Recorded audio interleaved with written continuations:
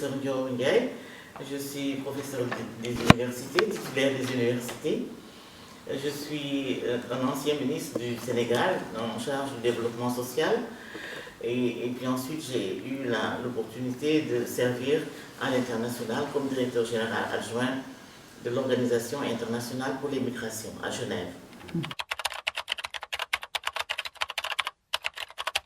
D'abord au niveau personnel, cette fois que j'ai en l'équilibre, en l'égalité entre les hommes et les femmes, entre une distribution correcte de ce que peut être et la liberté et l'ensemble des droits qui constituent les droits humains universels, c'est qu'au sein de ma famille, dans ma profession, dans les fonctions qu'il m'a été donné d'exercer, que ce soit au ministère de la Femme, de l'Enfant et de la Famille, que ce soit à l'université quand j'enseignais, que ce soit à l'international quand il s'agit des droits humains des migrants, je me suis toujours battue pour que tout le monde ait un accès égal aux droits universels. Parce que c'est extrêmement important pour la personne humaine, je pense, de disposer de l'ensemble de l'arsenal des droits auxquels on a droit pour vivre correctement. Je crois que d'abord, le cadre légal est important. Créer un cadre légal et institutionnel qui permette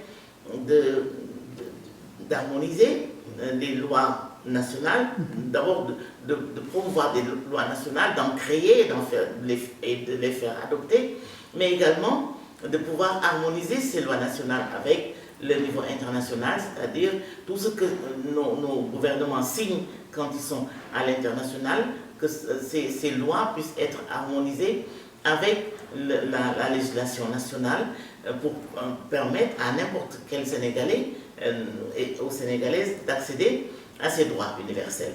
Je crois que ce cadre légal est extrêmement important.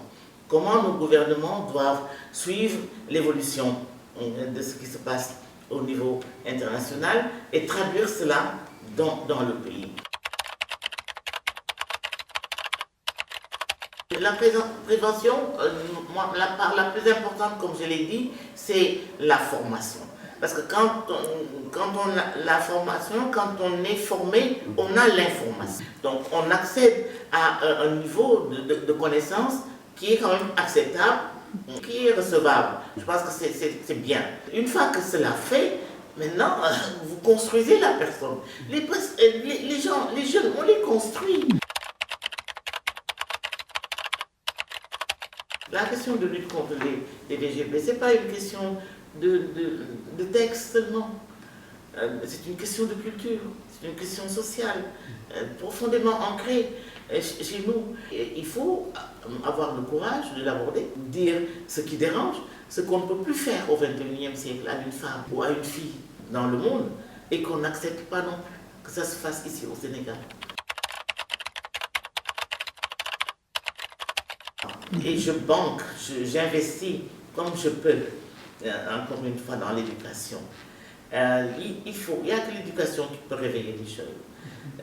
C'est un programme d'éducation tellement bien fait que les gens vont se dire mais pourquoi je n'ai pas pensé à ça auparavant? Pourquoi j'ai vécu pendant 10 ans, par exemple, avec mon enfant, sans pouvoir penser la préserver de cette manière-là, ou la préserver contre ces abus et ces faits néfastes pour sa propre santé à elle. Je crois encadrer les jeunes, éduquer les enfants, leur donner des notions très très fortes de ce qu'est la personne humaine, le respect qu'on lui doit et toute la valeur que l'on peut donner à une personne qui respecte l'autre.